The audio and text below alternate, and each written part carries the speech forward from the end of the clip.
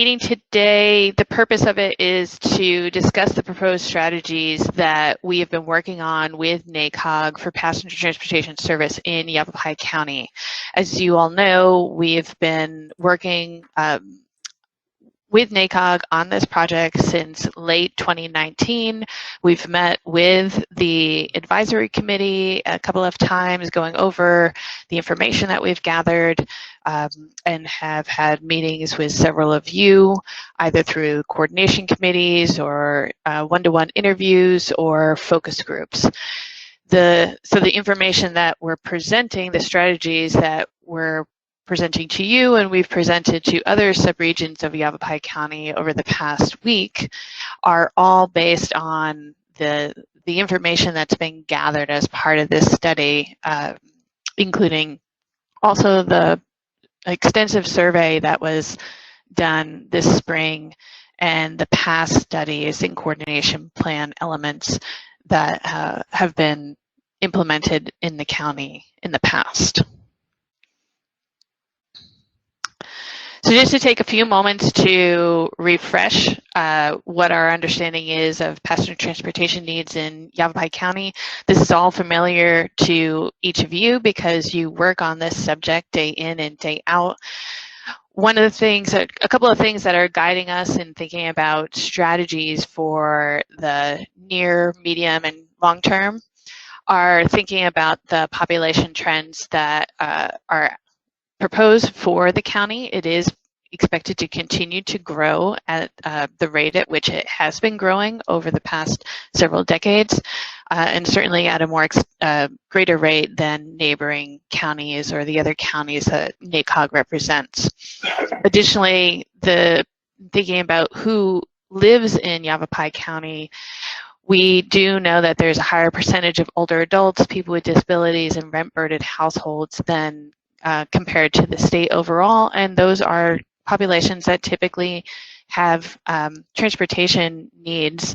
Either they have constraints that they don't have a motor vehicle on their own, or they've chosen or been required to constrain their own driving due to disabilities of some kind.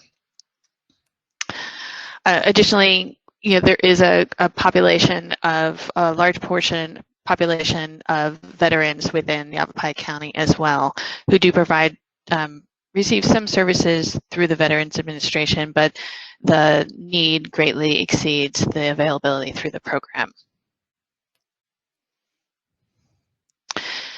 In looking at one of the populations that certainly, or one of the needs for transportation within Yavapai County is commute or employment travel. And there is, about 50%, just under 50% of the population within Yavapai County is part of the civilian labor force. However, we also recognize that just over 50% of the population of Yavapai County is not seeking work or is retired, which is greater than the state average. So again, there are many needs beyond employment transportation that people identified when they were asked about what are the highest needs for transportation and being able to move about that county and to complete the typical activities of daily living, whether it's employment, healthcare, shopping, and other services. We would also certainly be remiss if we didn't acknowledge that times are different right now. The employment data and unemployment data that I just shared with you on the previous slide was 2018 when we looked at employment data from just over a year ago in June 2019. Again, lower unemployment numbers, but given the current events and the COVID-19 pandemic and the impact that has had on jobs, the county is certainly not alone in experiencing had experienced an escalated rate of unemployment, and we know that this will bringing people back to employment and helping them connect to jobs will be a critical factor for economic recovery in the area, in the county, and in the state and the nation as a whole. So you all may remember these maps from previous presentations. Again, we're talking about passenger transportation within needs for Yavapai County. In looking at this commute travel like we were talking about earlier, we see from the data that there's a large majority of people are making their commute within Yavapai County. However, there is about 44% of the people who are leaving Yavapai County to reach employment in other areas, and primarily those individuals are commuting to the Phoenix region. And then there is a smaller number, well, 16,000, not super small, but a smaller number who are commuting into Yavapai County for employment opportunities.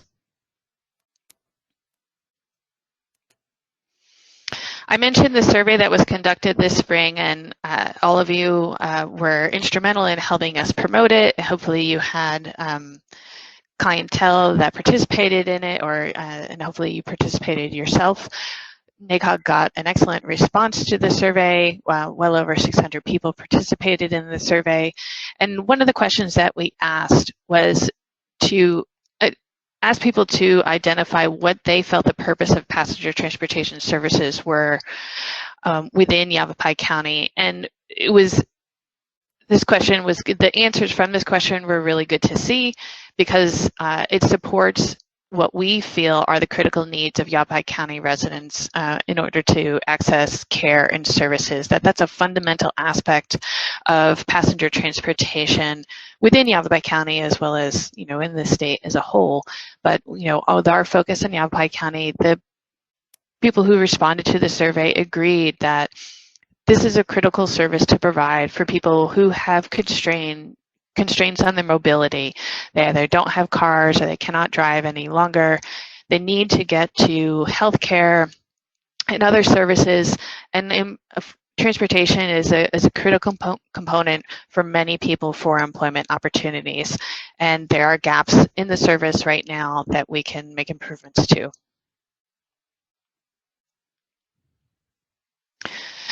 As I mentioned, we're having these meetings, these small group meetings with different subregions across Yavapai County. Yesterday we spoke with Simpo. Last week we spoke with Southwest Yavapai County and Southeast Yavapai County. Tomorrow we'll speak with Northern Yavapai. And today we're speaking to you in the Verde Valley. So the information, what we had heard from you, again, in looking at this data that we collected and analyzed through the spring, and we talked about this a little bit we presented this at the advisory committee meeting in June. What we heard from you was that really what is needed in Verde Valley is longer service hours and more frequent service to meet the needs of the community, to fill in some of the gaps that exist in service in the unincorporated areas of the county, as well as some incorporated areas of the county that service is not being provided to just now, and that there are issues of congestion and parking relief in Sedona and Jerome, which are two of the highest tourism destinations within the state. And of course, we have the critical corridors of I-17. I don't know why that's not on my list. I-17 going along the eastern portion of the Verde Valley area is a priority corridor connecting from up to Flagstaff and down to Phoenix, as well as the connections within the region to Cottonwood, and then the state highways that connect to the Prescott area as well. So based on all of that information, and again, what we're focused on today, I know that several of you participated in our call with the coordination committee back in July. What we're talking about today are strategies to address enhancing existing service or addressing gaps in service that exist right now, and then the mechanisms by which to possibly do that. So here are the strategies we're going to talk about that we've proposed that could be possibilities for the region. Limited fixed route service, and in coordination with that, addressing the need for scaled ADOT planning processes. Very similar, but slightly different. On-demand service for unserved fixed route areas. Van pool, primarily for employment. Looking at intercity transit service between regional hubs, so helping with that long distance travel, primarily along the I-17 corridor to the destinations like Flagstaff and the Phoenix area. Expanding service to the county islands that are currently unserved, such as Cornville and Verde Village. And then the idea of a community mobility fund, which can help to provide funding or supplemental funding to some of these strategies. So right now we're going to go through some of the details of each of these strategies, and then afterwards we will put that list back up. We'll do the Menti poll, and then we'll have some, we'd like to have discussion and feedback from you on this list. So limited fixed route service, one thing that we really heard in talking with the coordination committees and the interviews with individuals within Verde Valley and the focus groups that we conducted with individuals from Jerome and Cottonwood and Cornville was that there is a desire to fixed route service is available in some areas within the county, and it's possible to expand it to other areas of the county that have funds to support that service, but and there is a desire to just have it infrequently but on a fixed schedule, and there are opportunities for partnership there, and the pieces need to fall into place, and that's one of what we'll talk about next in terms of the scaled ADOT planning processes. So there is interest in providing this service. For example, in talking with Jerome, we know that they've had conversations with Cottonwood Area Transit regarding possibility of a limited service on a fixed schedule to serve the Jerome area. We think certainly with interested parties expressing support for that idea, it is a viable strategy to put forward. In relation to that, though, one of the barriers that was identified in thinking through this strategy and the conversations with the stakeholders in the area was that there are bureaucratic barriers to potentially implementing this type of service. There is a planning process that introducing new service or expanding service has to go through, and it is the same or similar process for each time that you are proposing a service. But it is often out of scale for the level of service that may be considered. In the example of Jerome, if we were talking about service one day a week, a couple of runs a day, it would be a very similar amount to study that proposed planned service as opposed in comparison to a more extensive route enhancement and service enhancement.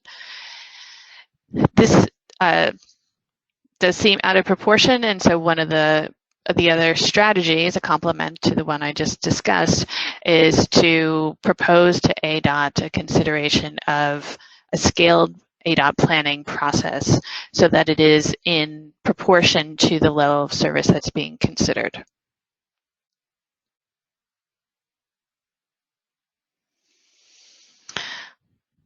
So again, there are areas of the county or of the Verde Valley that are underserved or are unserved. and whether they are incorporated areas or they are within county islands, but they are not receiving service at this time. Again, the issue with each of these is in terms of thinking about enhancing or providing service where it doesn't exist now, is to be able to help people access the services and the healthcare and the employment opportunities that they need. So another strategy that we are proposing is to consider an on-demand service that could focus specifically on the unserved areas that are adjacent to or near the fixed route areas. Again, that is to help fill the gaps in service that would exist, and the important partners for that would be partnering with the area transportation agencies to help to provide that service.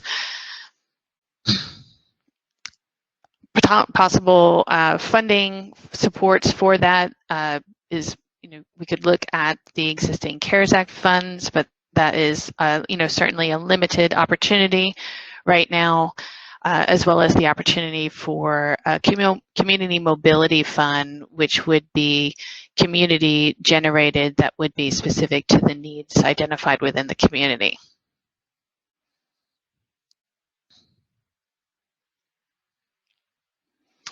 Focusing more specifically on opportunities for support for employment, Vanpool is a lower cost and kind of a lower hanging fruit program that is often that can be implemented in the region, and we can look to examples and possible partnerships with local or more regional providers such as NAPTA. NAPTA has an existing Vanpool service that can be tapped into. So if there is a population of individuals that live in the Verde Valley and are commuting up to Flagstaff for work, if they can coordinate, if they're on similar schedules and can coordinate their rides, they could request a Vanpool through NAPTA's program. The same exists.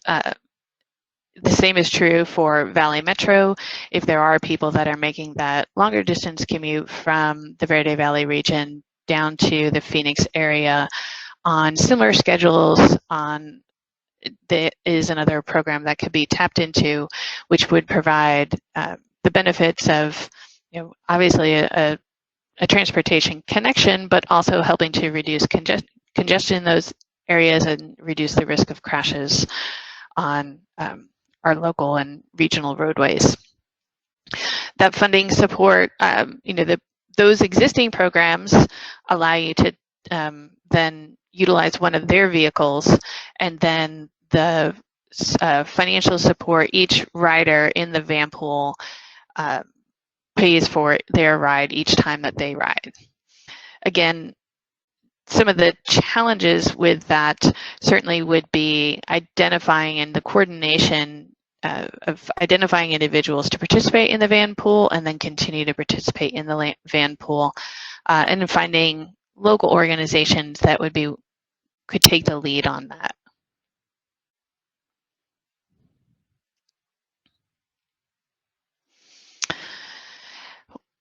One of the other aspects, again, for longer trips is the support for intercity transit service between the regional hubs. And this is something that we know that Yavapai Area Transit Apache Nation is looking into in terms of providing transit or transportation to Prescott and Prescott Valley and possibly to the Phoenix area. Again, this is filling this gap of helping people to reach these further regional hubs that are critical to care and services that are outside of the region, whether it is accessing healthcare that is outside of the Yavapai County region, getting to the airport, going to access services, critical or important household services and household needs within the Phoenix or the Flagstaff area. There are also along with the regional service providers, there are private providers who are making that that run up and down I-17, which is the priority corridor for that type of service, at least between, you know, Flagstaff, Camp Verde, down to the Phoenix area. So those would be agencies and organizations that we could also speak to in that regard. This is the type of program where ADOT and NACOG would be the natural leads in coordination with either the regional service providers or the private providers. And one of the critical factors in the success of this is identifying the need for this ridership and then maintaining that as well in relation to the administrative capacity and operating costs for the service.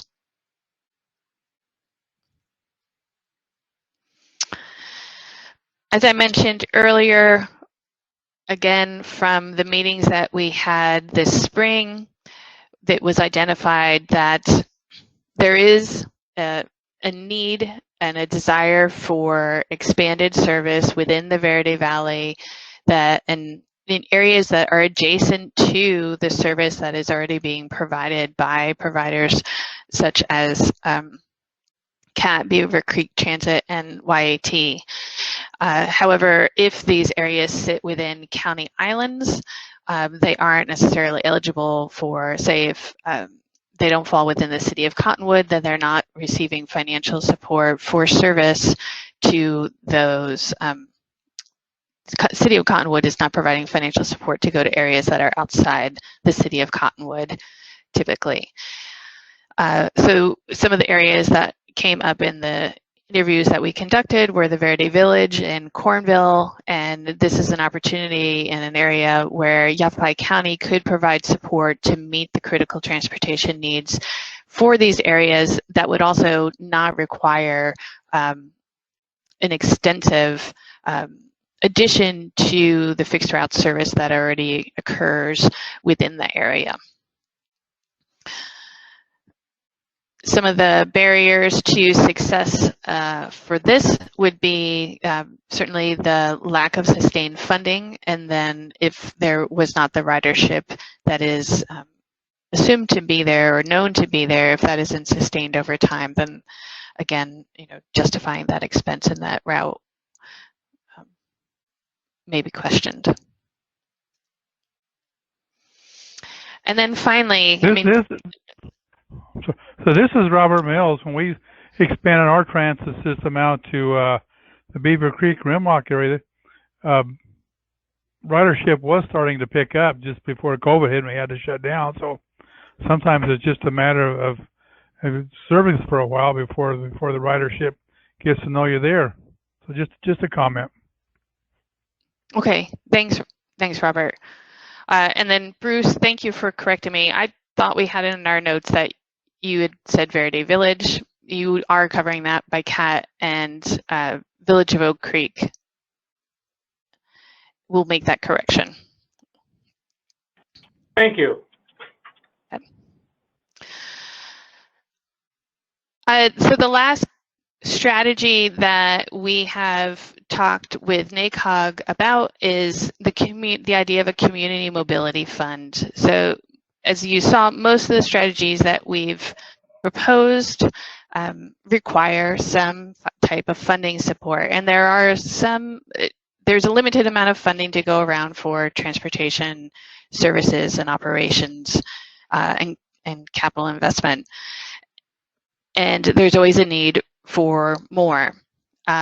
Each of the communities, certainly many of the communities make an investment in transportation services, and there's the expressed interest in others to do the same and find a mechanism to do so, as well as a desire to the communities within Yavapai County. One thing that really has stood out to us is the dedication and the loyalty and the commitment and the support networks that exist within the communities across Yavapai County, and how that represents one aspect of support, but there are individuals and organizations that can and may be able to provide financial support if there was a place to put that support.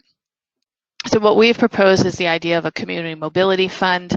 These could be either based within the region, so there could be a Verde Valley Community Mobility Fund or a Yavapai County Community Mobility Fund as a whole.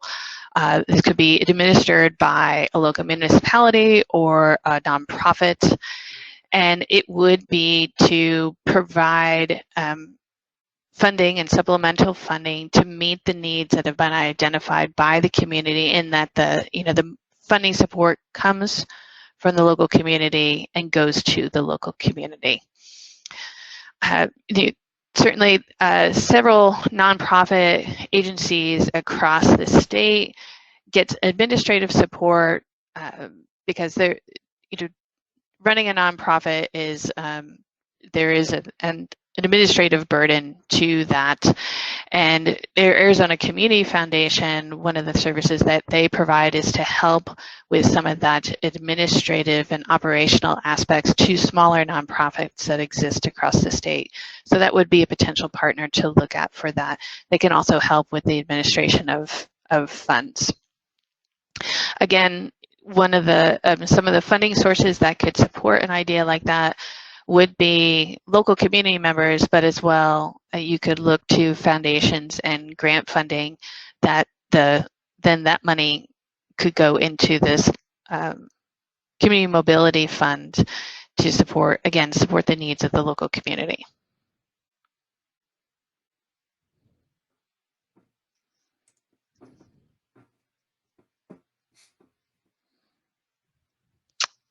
Okay. So we went through that list and rather quickly, and I'll put them back up in the list of strategies in just a moment. And what we want to do next is to ask you to respond to these 3 questions using the Menti poll. Again, what we're talking about today in this meeting with you is to think about strategies based on the information that we've collected and heard from you this past winter and spring, that could help to enhance or provide service where service isn't existing. And these services are meant to be a complement to the coordination strategies that we had discussed with you back in July. And then what they're intended to do is to help people connect across and outside of the region, so that idea of longer distance travel, to provide support within their region through different mechanisms, and to be able to, again, tap into the existing service and community that does exist within the Verde Valley and the great network of service that is already operating through the providers there, and to identify the needs that you have to enhance your service. Okay. And Tracy, did you want to have comments after the Menti and questions after the Menti survey? We could take a few moments right now to take comments, but why don't we go and do the Menti, and then we can take comments. Jen, is that okay? Yeah, I would say, unless there are clarifying questions maybe that people have, if they're like not clear on a strategy, that would be a great time to talk about that.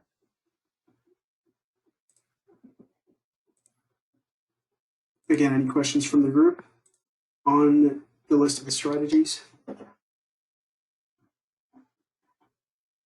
Okay. I have some questions. Okay. Okay. Jewel is now going to take control and do the Menti poll for us. All right. Again, the website is menti.com, and the code is 955864. And you can access this on your computer or on your phone as well. And that information is also, Pedro posted it in the chat box, and it's at the top of that slide too, in case you're not seeing it there. Right. So our first question to you is can you take a moment and rank the 7 strategies in order of importance? What we'd like to do, in asking these questions is to get an idea from you whether we're on target or we're missing the mark.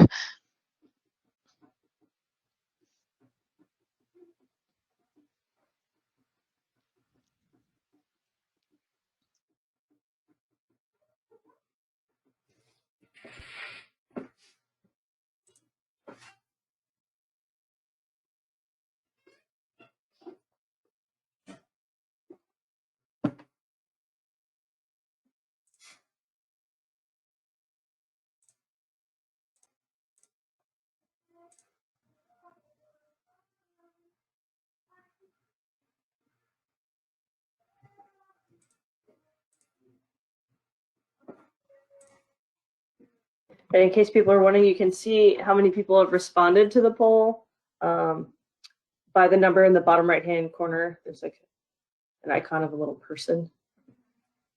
So we'll wait until we get close to the 10 of you, or 9, since there are 4 staff on the phone. And this is anonymous, by the way.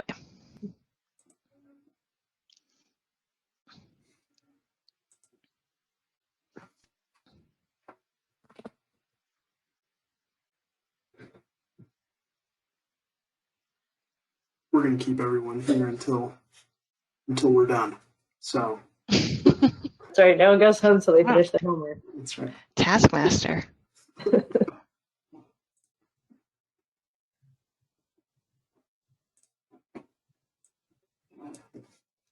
And let us know if anyone's having trouble accessing Menti.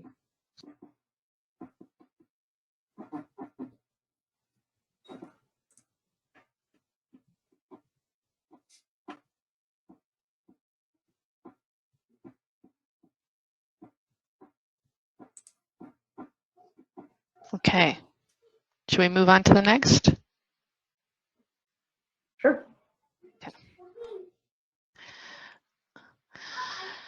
So this question is, if offered, would you take advantage of these services or know someone who would? We can make a list, but it is just a list on paper and in a presentation if nobody would take advantage of it.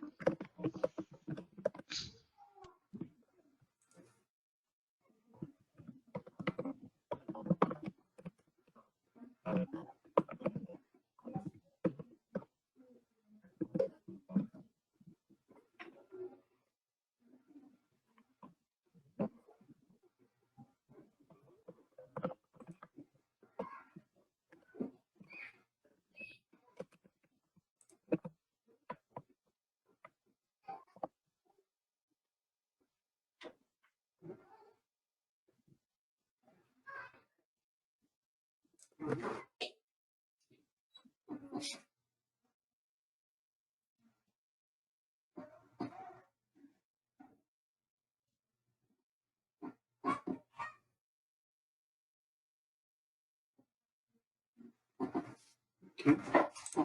All right, great. And let's go to the last question. And this is where the rubber hits the road. Are you willing to provide support for these opportunities in your community? You're all critical partners. We've left that open.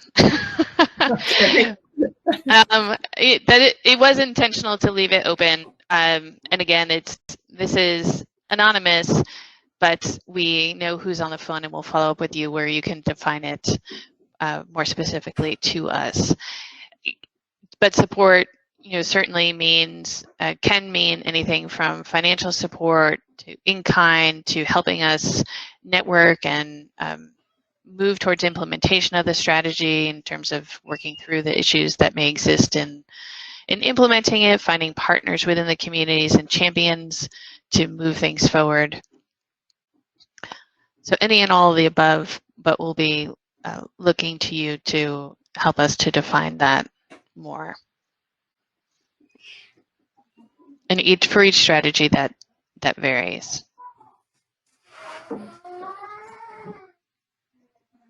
Mhm.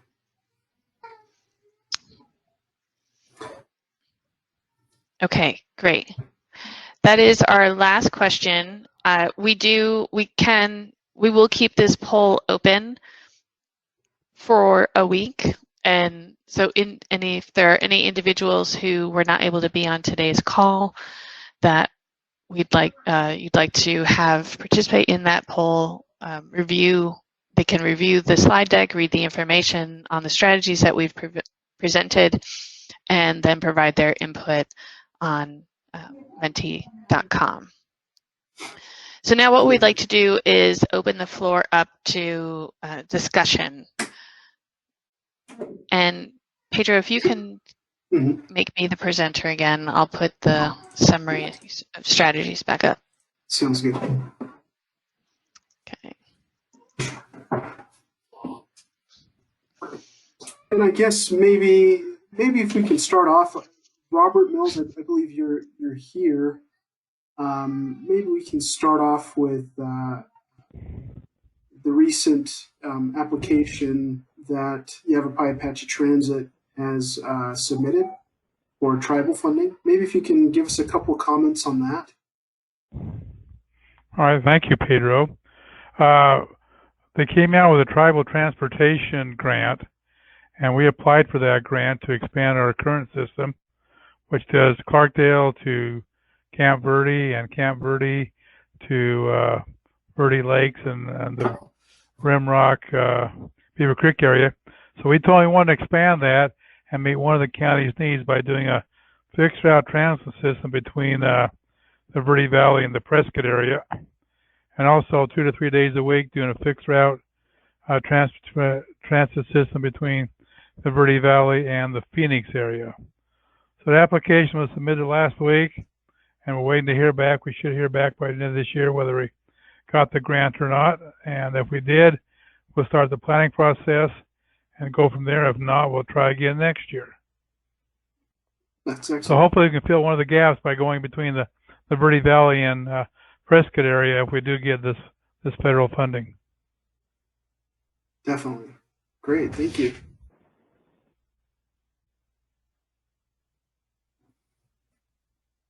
Any other comments from the group on that?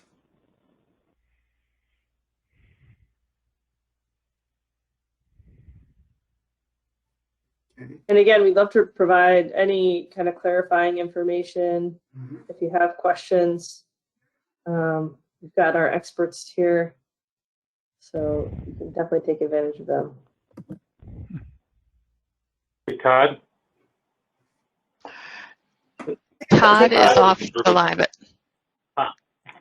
He just did that. Yep. I have a question. This is Bruce Pedro. Have you folks taken into consideration the Sedona transit plan and what they're envisioning it to be? In concurrence with the Yavapai Apache Transit routes, is what you're saying or asking? No, I'm probably skipping ahead a little bit, but Oh, okay. Go ahead. I just wanted to see if that had been part of the consideration and dealing with some of the unserved fixed route areas. it is one of the plans that we looked at, it as a basis of the study in terms of the past studies. And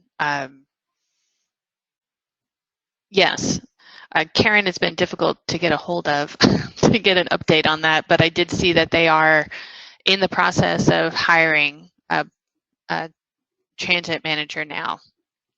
Pedro, may I comment on that for just a moment? This is Brandy Bateman from Supervisor Garrison's office. Yes, go ahead, Randy. So Yeah, we've been watching as Sedona has been planning and working towards a transit system in that area, and they're also hoping to connect that up with the Village of Oak Creek area as well.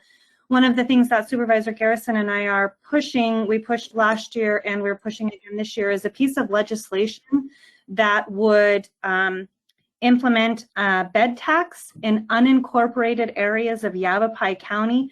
We speculate in the Village of Oak Creek particularly, that would be the area in our district most impacted by that. A possibility of $1.2 million generated annually.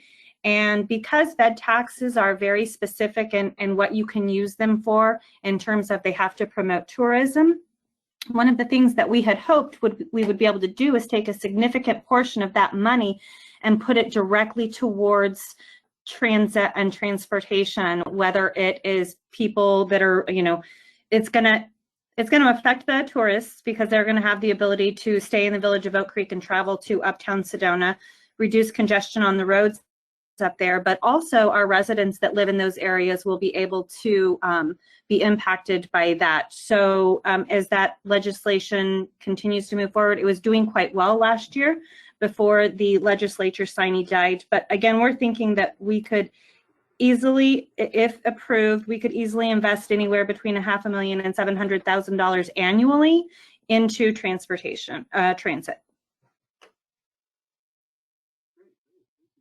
I know the city of Smithville has a tourist route. They have a downtown route, and they use a bed tax.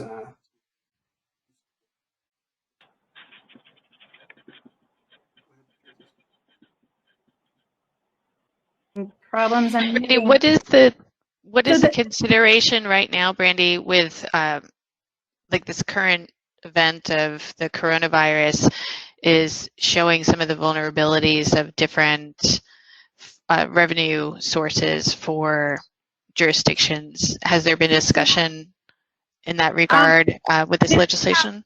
Yeah, we have ongoing discussions related to that. And so first of all, the bed tax would be permissive. So a community such as Village of Oak Creek could implement it if they wanted to, but obviously the Verde Village does not have the need for a bed tax. So it would be permissive for each county to determine if they wanted to do it first.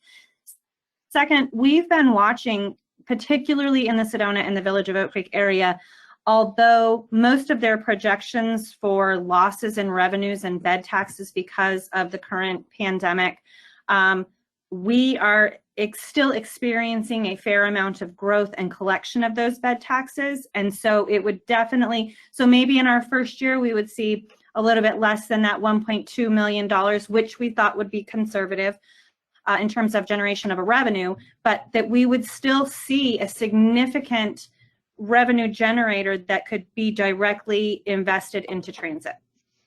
Okay, great. Thank you very much for that background. We can follow up with you directly on that. I had a question. I know that in the survey, van pools came at about 6th place, but I wanted to kind of, I was curious to know the need of employees, you know, using van pools. Maybe you know, most of your employees are coming from out of your town or city. I know that there was quite a bit. Recently, we are trying to support the Camp Verde jail with van pools, and we noticed that 60 to 70% of their employees are traveling from the Prescott area into Camp Verde, and so I'm just kind of curious as to, I know that there's some town managers in this call, and I was just wondering, you know, what does that look like for your employees or organizations, whatever that is. Hope that makes sense.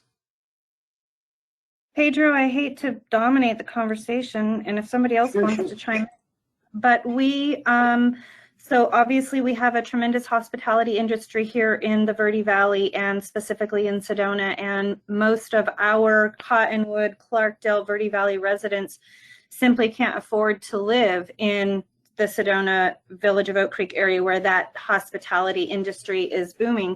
And so we see a lot of our residents here that are very much in need of transportation that meets their hours, their shift hours, to be able to get to their workplace and get back, recognizing, of course, that sometimes shifts in at 10 o'clock at night. And I believe that CATS has done an excellent job of trying to work with that. We've also been having discussions with Enchantment out in Sedona, unincorporated Yavapai County, but near Sedona, about creating some housing here in Cottonwood with a transportation link that would, so it would be a housing apartment specifically for employees of the Enchantment Resort, and then create a link that would take them from Cottonwood to that resort.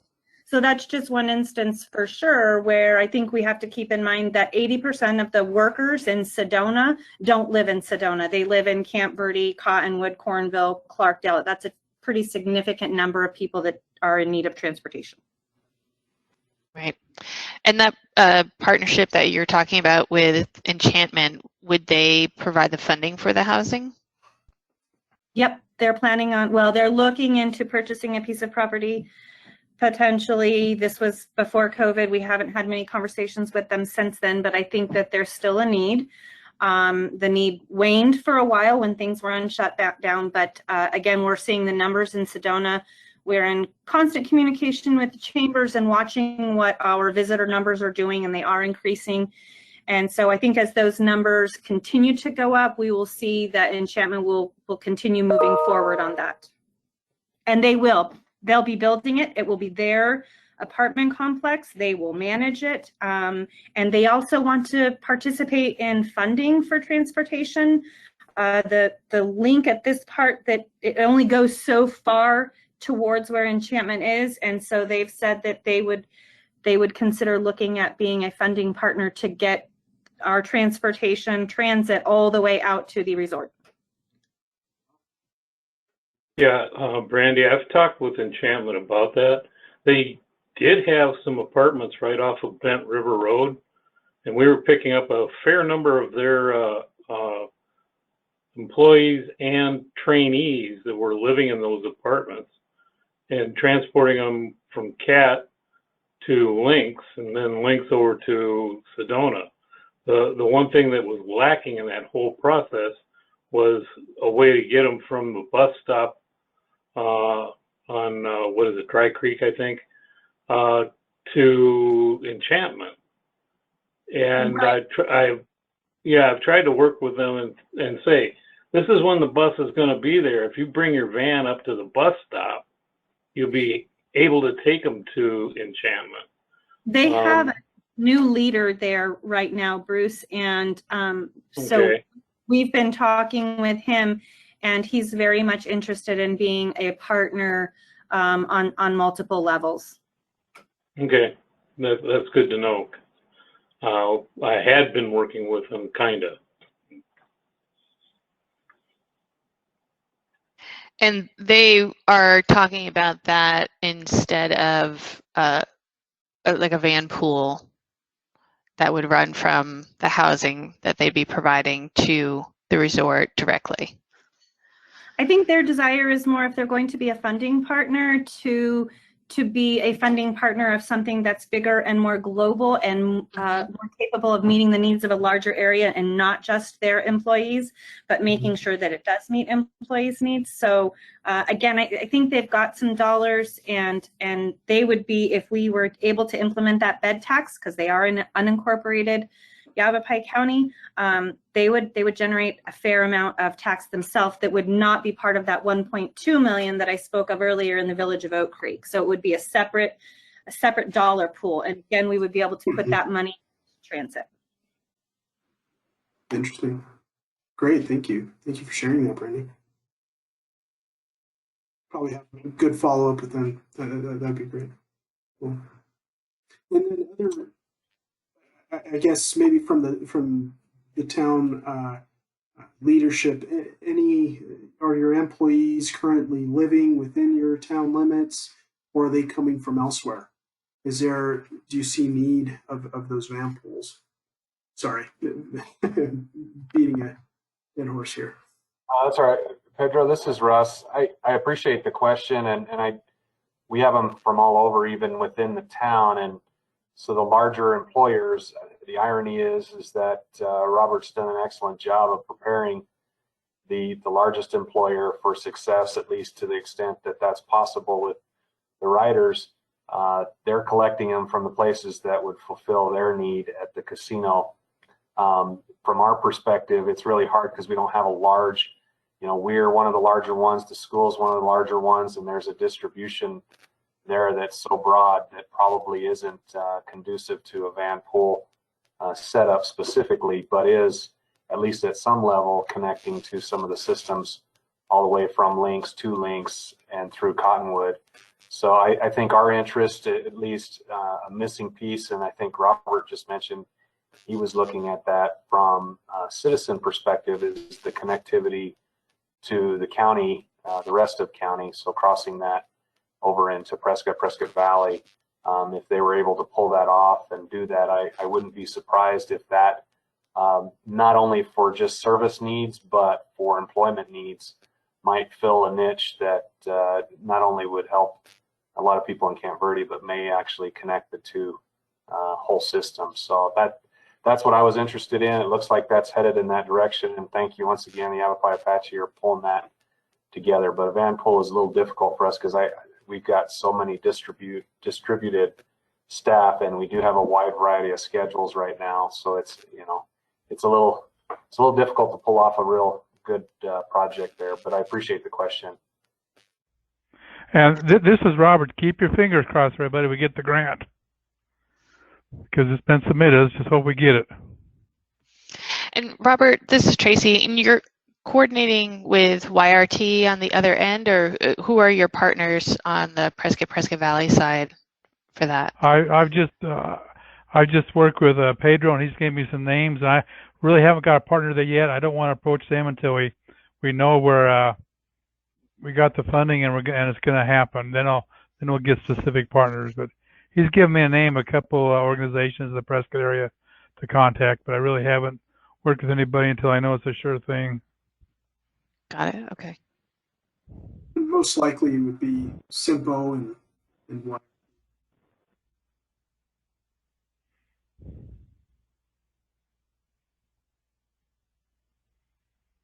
Hello? Yep, we're here. Oh, okay. Sound like a phone went dead. Mm-hmm. No, if we get the grant, then we'll say our first step will be the planning, and we'll meet with everybody from Prescott down to the Verde Valley and plot the route and stuff like that. But the first thing was to get the funding, and then we'll go from there. Okay. Yeah, that's great. Thank you. Thank you, Robert.